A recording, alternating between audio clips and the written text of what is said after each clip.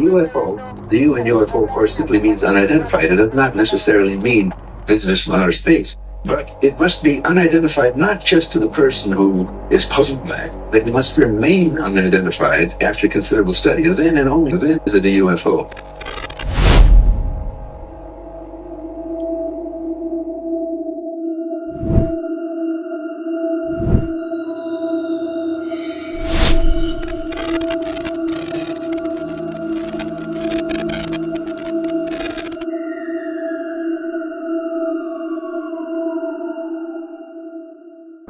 In this film, we'll discuss many facets of the UFO phenomenon, from the U.S. government's study of the subject, some of the more bizarre aspects of the phenomenon, and some areas of the subject that might have been overlooked. What?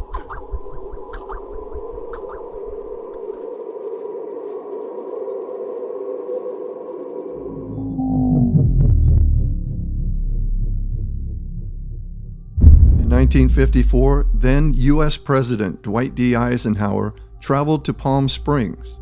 On one Saturday during this visit, President Eisenhower went missing for several hours and even missed a dinner held in his honor that evening.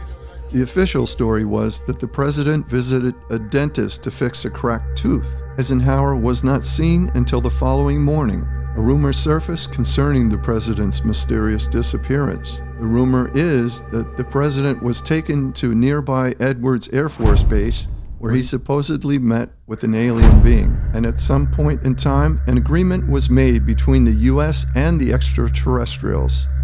The aliens agreed to provide the U.S. with advanced technology. In exchange, the aliens would be allowed to abduct U.S. citizens for their purposes, and would provide the U.S. government with a list of abductees.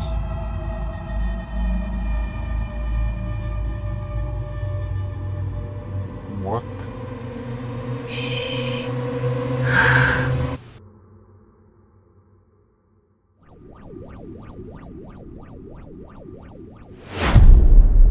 On December 16, 1953, near Lindero, California, Kelly Johnson and his wife had just returned home. Mr. Johnson was looking out a large window in his living room when something caught his eye.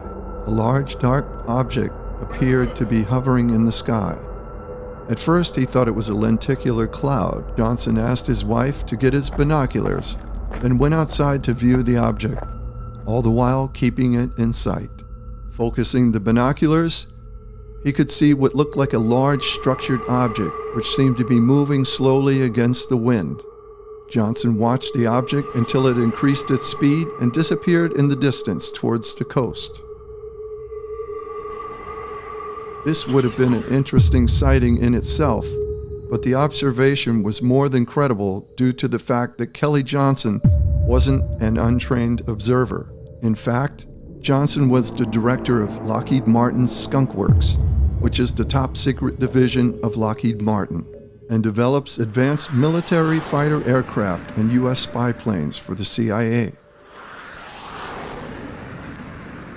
Coincidentally, at approximately the same time as Johnson's sighting, Lockheed Martin test pilots were testing the systems of the U.S. Navy's WV-2 Warning Star aircraft over the Pacific. The V-2 had a large blister on the underside of the fuselage, which housed radar antennas, and a dorsal fin on the top of the fuselage, housing height-finding equipment. As the pilots conducted their tests, one crew member noticed a strange object in the sky and pointed it out to the other crew members. The pilot of the WV-2 turned towards the object and attempted to gain on it. The UFO maintained its distance, then shot off at high speed and disappeared.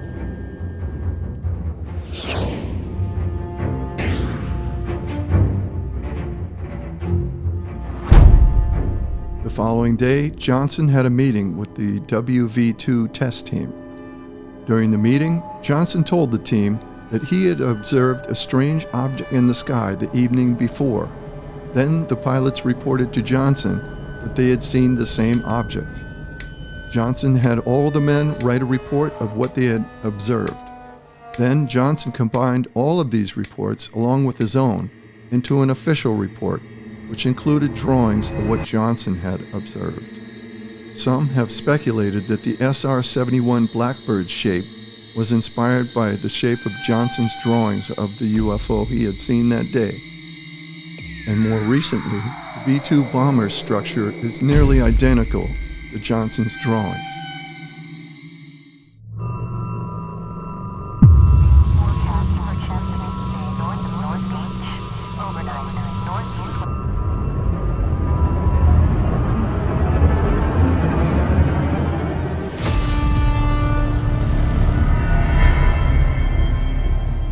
If we're to believe the testimony of this next witness, somewhere in the U.S. government archives lies photographic evidence that UFOs are real. Prior to Gordon Cooper becoming an astronaut, he was an officer in the U.S. Air Force stationed at Edwards Air Force Base. I had a film crew working for me on a project I was doing to put a precision landing system on the edge of the dry lake bed. And they were filming various stages of the installation. And a small saucer apparently flew overhead and put down some landing gear and landed out on the dry lake bed, only about 50 yards out. And these were old pro cameramen who were used to flying in all kinds of vehicles to take all kinds of pictures. And they picked up their cameras and started over toward it to get some close-ups. And with that, it lifted up, put the gear back in, and at a very high rate of speed disappeared. So they came in to tell me what happened. I told them to get over to the lab and develop the film immediately. And I would go and look in the book, regulation book, and see what you're supposed to do, who you have to call to report these kind of incidents, which I did. Sure. By the time they got back with the film, there was a higher and higher and higher ranked man preceding the last one, assuring me that I had to get those negatives into a pouch. And that they'd made arrangements already to get our commanding general's airplane reserved and take the films to Washington.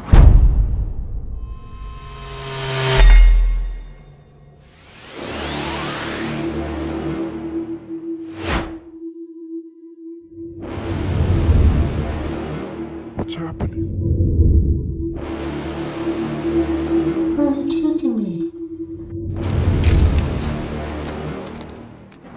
According to alien abduction researchers such as Bud Hopkins, it is believed that female abductees experience multiple abductions during their life. Some female abductees claim their eggs were harvested by these alien beings.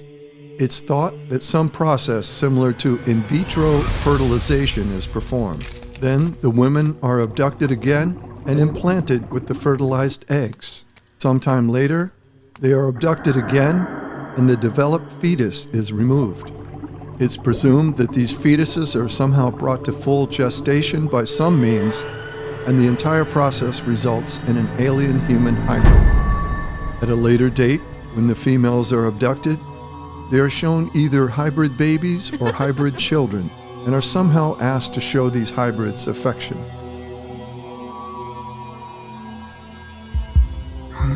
In the case of male abductees, they too are subjected to medical examinations and procedures, including human reproductive fluid being taken from them.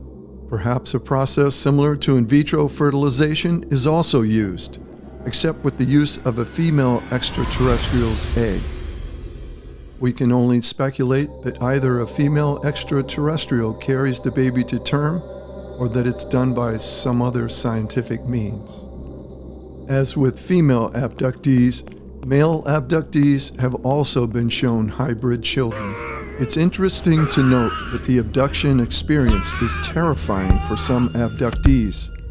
For others, they feel like they were in a trance or dreaming. And others have total recall and had a pleasant experience. Perhaps this is due to the individual abductee's belief system.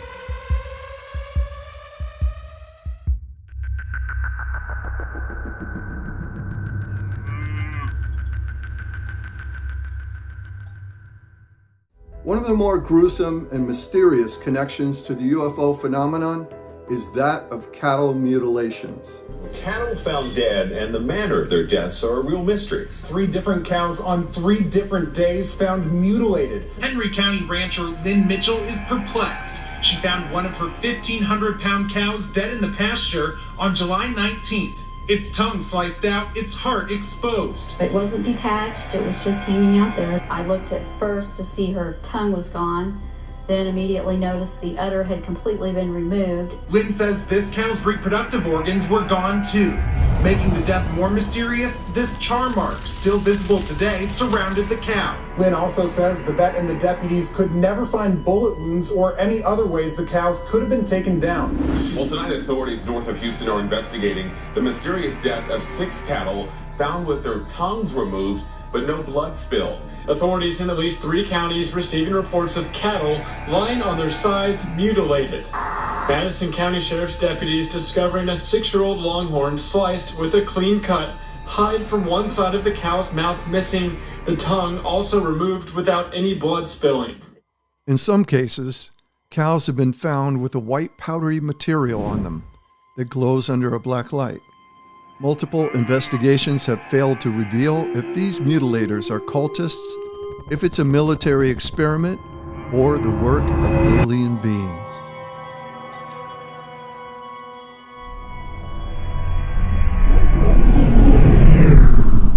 A vast number of alien beings has been described by UFO witnesses and purported abductees. Here are just a few. The Greys, multiple varieties of which have been described.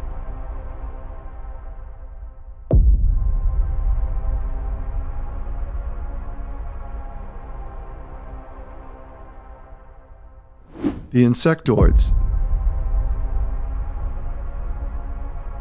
The tall whites. And the reptilians, to name a few. Just as life on Earth comes in a vast variety, we can speculate that life throughout the universe is just as diverse, and based on various factors, life may have evolved differently than here on Earth.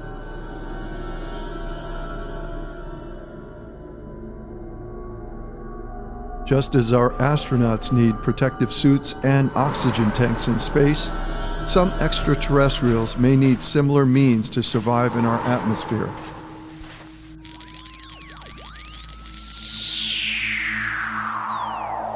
Area 51 is known as a place of great mystery. The Groom Lake facility in Area 51 is located in the Nellis Air Force Range in Nevada, close to the Nevada test site where the U.S. developed and tested nuclear weapons. Although there is no fence surrounding the entire base, make no mistake, this is a secure facility with warning signs everywhere. The facility is protected by armed guards, helicopters and other aircraft, and cameras and sensors of a wide variety. One of the most secret bases in the world, Area 51 is home to the world's largest runway and supposedly houses a vast underground complex. Workers at Area 51 are flown in by Janet Airlines, which is located in a secure area of the Las Vegas airport, or they are bussed in on white buses with the windows blacked out. Due to Area 51's secrecy and tight security, many rumors have surfaced over the years as to what is actually going on at Area 51, such as reverse engineering of crashed UFOs, that it's a place that dead alien pilots are stored, that captured live aliens are working with the U.S. military there, and that crashed UFOs are test flown there.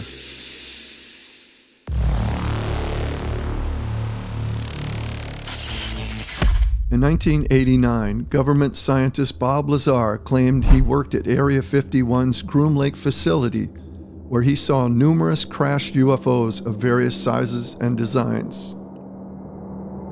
He also claimed that he and one other scientist worked on trying to figure out how the propulsion system of one of these aircraft operated.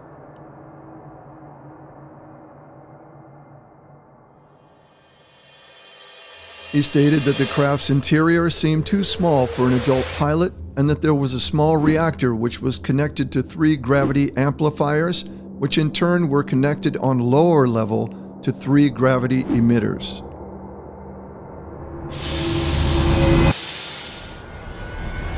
Lazar also described a test flight of a UFO where a blue corona was seen near the bottom of the craft, and as the corona intensified, the UFO lifted up off the ground. The UFO then flew left and right several times before it landed.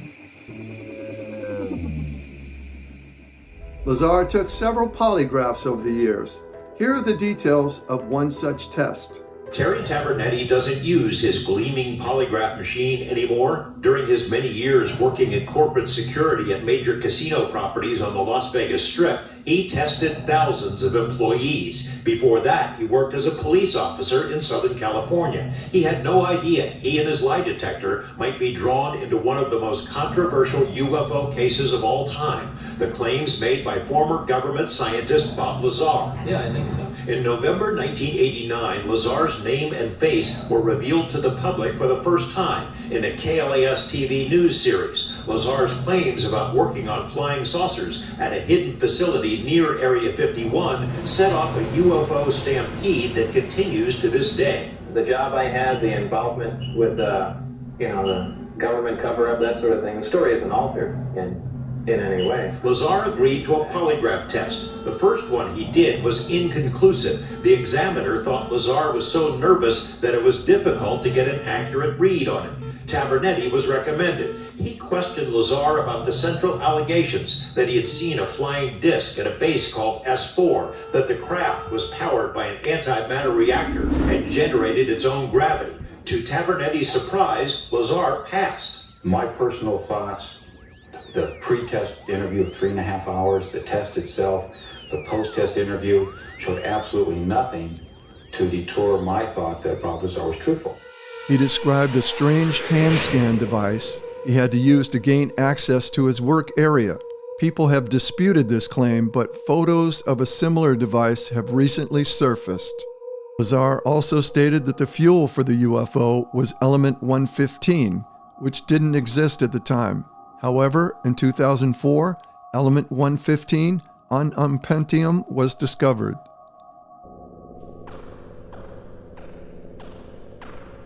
It has been rumored for decades that the U.S. military has been working with alien beings, although no one has presented to the public or the scientific community any undeniable proof.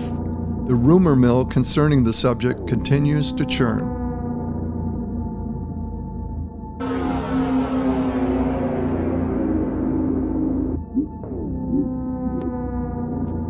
If these rumors are true, it's possible that there may be a personnel exchange program between the extraterrestrials and the U.S. military.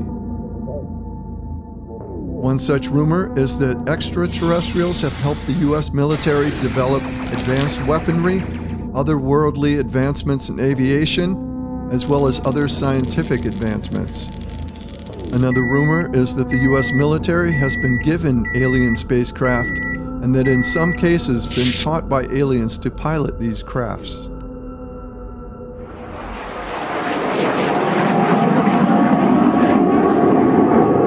Now we'll take a look at a UFO case where several versions have been reported. In 1953, near Kingman, Arizona, UFO purportedly crashed in the desert. When the U.S. Army arrived at the crash site, a live extraterrestrial was discovered and taken willingly to an underground U.S. base, where the alien helped U.S. scientists develop UFO crafts. It's been speculated that the underground base in question was Area 51. On the TV show In Search Of, a military witness tells a different version of the story. He claims that he and others were transported by buses with the windows blacked out to an unknown location, and that it took several hours to reach their destination. He states a UFO crashed somewhere near Kingman, Arizona, and that the UFO looked to be completely intact, and his job was to calculate the weight of the UFO. He also reported that another soldier at the site told him there was a tent at the crash site, and that this soldier walked up to the tent and looked inside. the soldier was surprised to see 2 non-human bodies lying in the tent. If this is true, soldiers must have discovered the bodies earlier.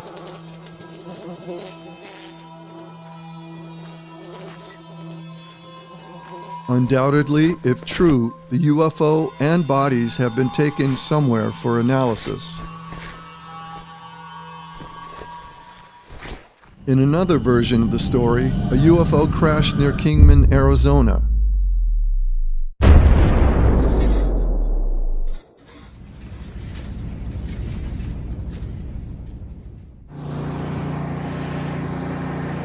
And during the UFO crash recovery effort, a live alien being was discovered among the wreckage and was captured.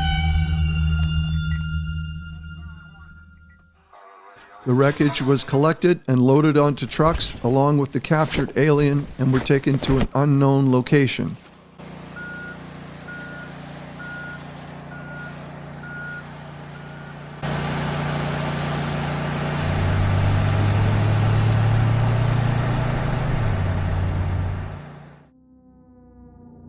The alien prisoner was in captivity for several years before he decided to communicate, and eventually assisted U.S. scientists to develop UFO technology.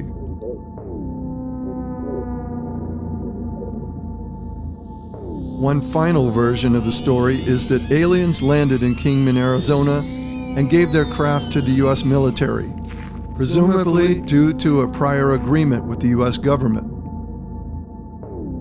There were 4 alien beings aboard the UFO who were taken to Los Alamos National Laboratory as guests of the U.S. government. It's been stated that only one of these beings spoke. Purportedly, this alien provided advanced technological information to the U.S. government scientists.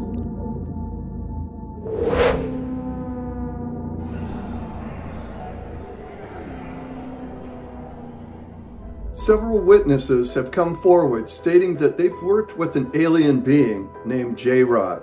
We had a long period of introduction into meetings, say an ABE in Mayo. And I called him J-Rod, of course that's what they called him, but that wasn't his, I don't know if that was his real name or not, but that's the name that the linguist gave him. How much individual contact did you have with him? He used to come in with Teller and some of the other guys occasionally on questions that maybe we'd have, You got to understand that everything was, specific to the group. If it wasn't specific to the group, you couldn't talk about it. So, need to know. And he'd talk, he would talk, but he'd sound just like, if you spoke, he'd sound like you. He's like one of the, a parrot, but he'd try and answer your question, A lot of times he'd have a hard time understanding, because if you didn't put it on paper and explain yourself, half the time he couldn't give you a good answer. When you said there was a long build-up to actually meeting this person, what was the preparation like before you actually had a chance to have personal contact? First of all, I went through all of the different nationalities in the world, right? Just, whatever. Human nationalities. Yeah, human nationalities. Then they got into going into other forms of life, even down to, animals and that type of thing. And the fact that, this J-Rod his skin was pinkish, but a little bit rough, and that kind of stuff. Not horrible looking, or to me, he didn't look horrible looking. Do you know what kind of scientific advice he would give the crew that was building or back engineering these? Basically, it was only engineering advice or science advice. With each design, there's a requirement for calculations, and we have to prove by calculations that this thing's going to operate. No different than anything else we do. And sometimes you get into a spot where you try, even if you use the formulas to come up with this thing that they provide you, it wouldn't work. And that's where he'd come in, tell him to look at this and see what we did wrong. So you really never knew how many we had. The last 40 years or so, man, not counting the simulators, I'm talking about actual craft, there's probably maybe 2 or 3 dozen various different sizes. That we built, or that we have? That we built. I don't know much about the ones that, that they brought here. I know about that one out of Kingman, but that's about it.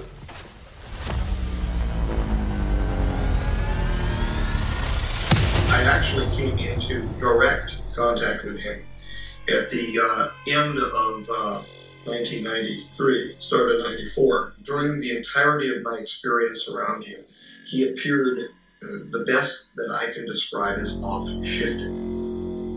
Almost like, he was physical. I felt him through the glove.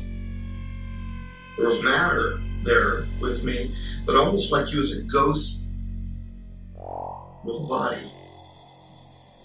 He didn't belong. He did not belong where he was. Yet, when he would communicate, when he would do the entrainment, they thump you. It's almost acoustically. They thump you. And until they finally come into contact with the brain level waves where they can begin communicating. And it comes in waves. It's almost like flukes of a dolphin. It comes in waves. And then you feel yourself pulled in as the entrainment is occurring. The perception is being pulled into his eyes. Very unwieldy feeling. But then they entrain, bringing you down to relaxed, almost to a theta state, like an 8 hertz type theta state, where you're very almost like drowsy, and they tell you, they're not going to hurt you. He did that. He actually said he would not harm me. When he stepped forward on me when we were doing the old bride's dance, as we nicknamed it, where I was supposed to step forward to him, almost like taking a bride step up the aisle. And then he did the thing back to me, almost jokingly. But it was so unwieldy because he broke the protocol. It's like everything that had been established of trust at that moment, it went to hell. And I got so afraid. There was an animal response in me at that moment, a very, very human animalistic response of get me the hell out of here. And I stepped backward and fell backward onto my back. And he walked up onto me. I heard them yelling, "Fire the repress." They were going to intumesce him. They were going to hurt him so that he wouldn't hurt me. And I was trying to yell no, and I'm not even sure to this day if I really yelled no or if it was just in my mind. The stress was that bad at the moment. He literally walked up onto me and sat on my chest. He didn't knock me over. There was, I think Ron or a couple other people said, he knocked you over in the cleans. He couldn't knock me over. He was too weak to knock me over. He even if he wasn't given his size, he couldn't have knocked me over. And how tall was he? Just a little over 3 feet, hunched down, almost 4 feet if he was to be extended out lengthwise, if he would be lying on his back and extended out lengthwise. But the malady, the pathologies under which he was suffering caused him to have weakness, change of gait, change of stance, where most of the time he was extremely hunched over forward, and he really couldn't stand up straight. When he would walk, he would wobble and kind of shuffle. So he got on your chest. He walked onto your chest or sat on your chest. He was actually sitting on my abdomen area, but he was leaning forward with his hands onto my chest. Was he down? So he was communicating at that moment that he wasn't going to hurt you? Yes, he said, I won't hurt you, B&E. He called me B&E. And you heard this in your head, I'm assuming. I heard it in my head. It wasn't out loud. No, I heard it in my head, in my own introspective voice, but clearly not coming from me. Mm-hmm. The sound of yourself when you talk to yourself, self-talk. It's the same sound, except it's the wrong linguistics. It's the wrong wording. You can tell it's not you. And initially when that happens too,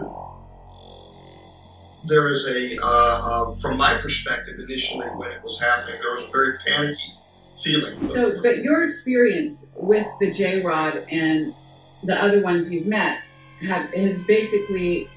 you afraid for your life at any time? I was afraid for my life when he stepped toward me. Absolutely, I was. At that moment, but it was a very transient, it was an ephemeral moment. One interesting point to note is that Burish described a medical procedure being done to J-Rod that sounds strikingly similar to immunotherapy. Dan Burish stated he took blood samples from J-Rod and then the blood went through some process. Then the blood was re-injected back into J-Rod. Although it's merely speculation, perhaps J-Rod was afflicted with some form of cancer.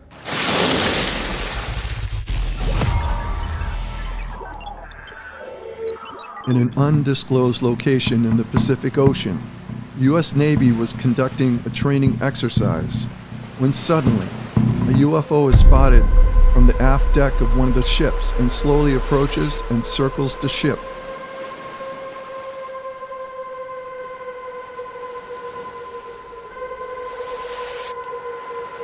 The UFO is observed by dozens of crew members aboard the ship. Suddenly, a second and a third UFO appear in front of the ship and fly across the deck. Without warning, one of the UFOs plunges into the ocean and all three UFOs disappear from view. The submerged UFO travels some distance under the water, then surfaces and rises into the air.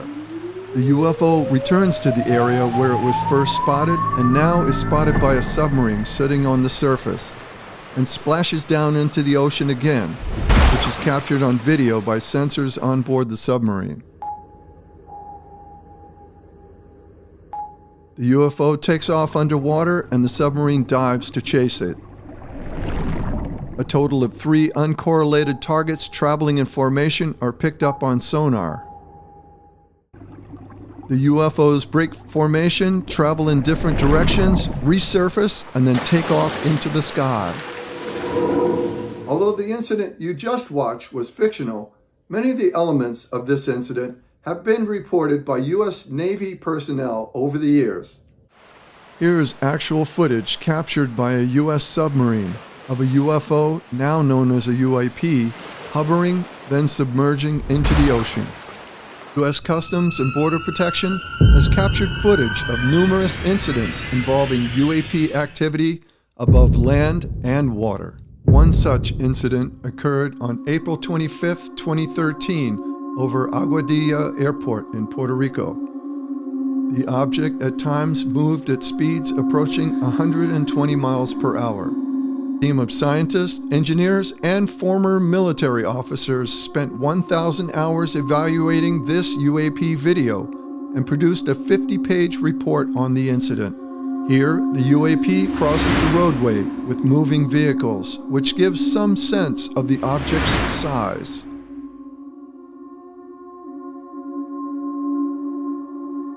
The object flies over the water, then into the water, all the while maintaining the same speed, then resurfaces and appears to split into 2 UAPs at one point.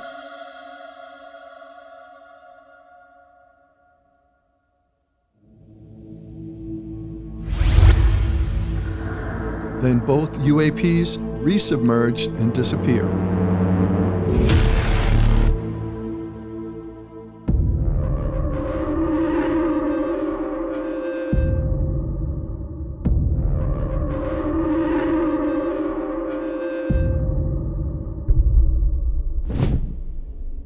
Dr. Roger Lear is a pioneer in the removal of what are known as supposed alien implants. These are strange objects which show up on X-rays of persons who claim to have been abducted by alien beings.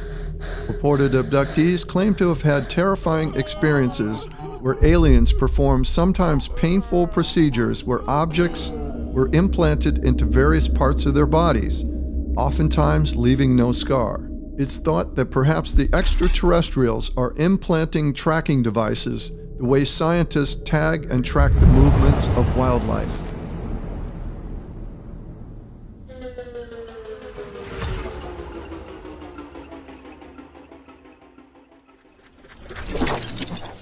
The evidence is overwhelming that something is going on in our skies.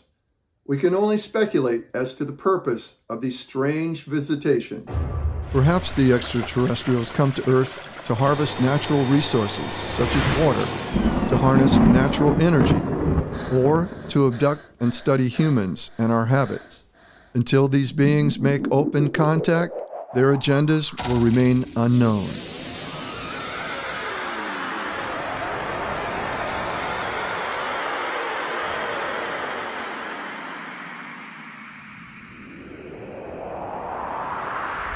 Several U.S. military and intelligence whistleblowers have come forward to state that not only is the UFO phenomenon real, but that the U.S. military-industrial complex is somehow involved. U.S. Congress held hearings on UAPs on July 26, 2023 and November 13, 2024, where military and government whistleblowers gave testimony on UAPs and secret government UAP programs. You say that the government is in possession of potentially non-human spacecraft. Based on your experience and extensive conversations with experts, do you believe our government has made contact with intelligent extraterrestrials? Something I can't discuss in a public setting. If you believe we have crashed craft, stated earlier, do we have the bodies of the pilots who piloted this craft? As I've stated publicly already in my News Nation interview, biologics came with some of these recoveries. Yeah. Were they, I guess, human or non-human biologics? Non-human, and that was the assessment of people with direct knowledge on the program I talked to that are currently still on the program. And was this documentary evidence, this video, photos, eyewitness? Like, how would that be determined? The specific documentation I would have to talk to you in a skiff about. What agency, sub-agency, what contractors, who should be called into the next hearing about UAPs, either in a public setting or even in a private setting? And you probably can't name names, but what agencies or organizations, contractors, etc., do we need to call in to get these questions answered, whether it's about funding, what programs are happening, and what's out there? I can give you a specific cooperative and hostile witness list of specific individuals that were in those. And how soon can we get that list? I'm happy to provide that to you after the hearing.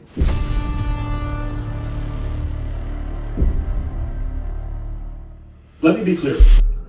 UAP are real. Advanced technologies not made by our government or any other government are monitoring sensitive military installations around the globe. Furthermore, the U.S. is in possession of UAP technologies, as are some of our adversaries. I believe we are in the midst of a multi-decade secretive arms race, one funded by misallocated taxpayer dollars and hidden from our elected representatives and oversight bodies. According to Lou Elizondo, UAPs exhibit unusual flight characteristics that he calls the 5 observables. Number 1, instantaneous acceleration. Number 2, hypersonic velocities without signatures. Number 3, low observability or cloaking. Number 4, transmedium travel.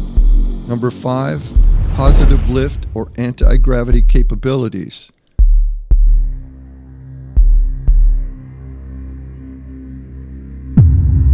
AARO, the All-Domain Anomaly Resolution Office, is the current U.S. Department of Defense office to investigate and evaluate UFOs, now known as UAPs, or unidentified anomalous phenomena.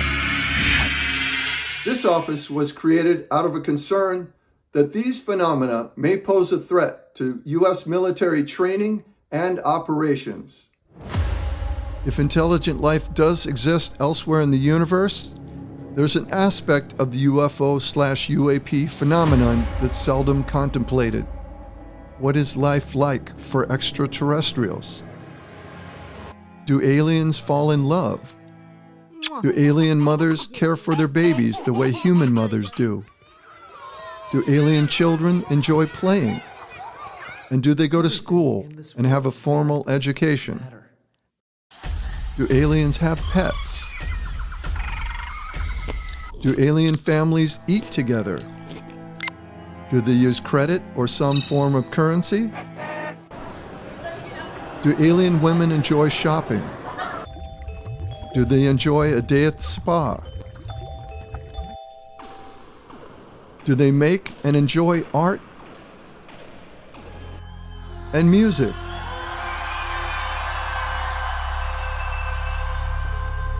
Do they practice a religion? Do aliens have a government? And do aliens wage war with their enemies? It is inevitable that we will make contact with alien civilizations someday. The event would give us all something in common to talk about, and perhaps would unite the people of the earth.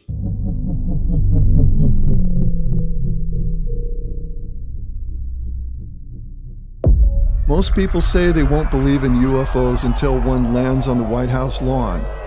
And when that day comes, and if the aliens are friendly, it would usher in a new era for humanity. One of advanced technology. One with enough food for the world's population. One of happiness. Of kindness. Hello there. Of friendship. Where disease is eradicated. Some of us may choose to live and work in space along with our new friends.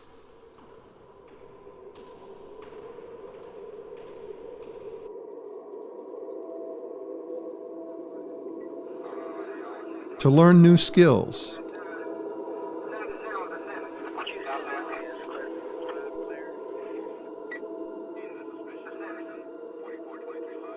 And explore the universe together.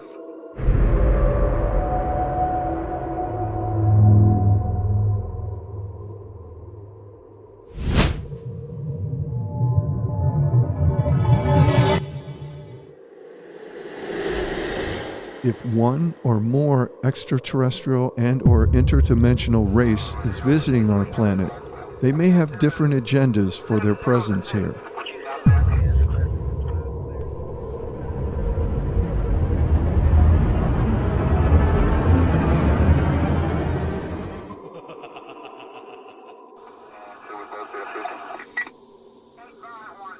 And if these beings are hostile, the implications would be catastrophic. The evidence is overwhelming that something is going on in our skies. We can only speculate as to the purpose of these strange visitations. And just perhaps, alien beings have already landed and at any moment could make contact. Who these visitors are, where they come from, and why they're here is still a mystery. Until the visitors make open contact, these questions and more will continue to confound us.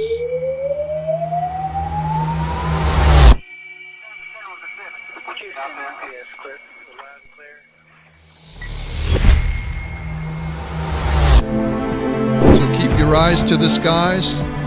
I'm Cy, and you can watch me and ISO on our YouTube channel, Inside the Skiff. Go there now and enjoy this video.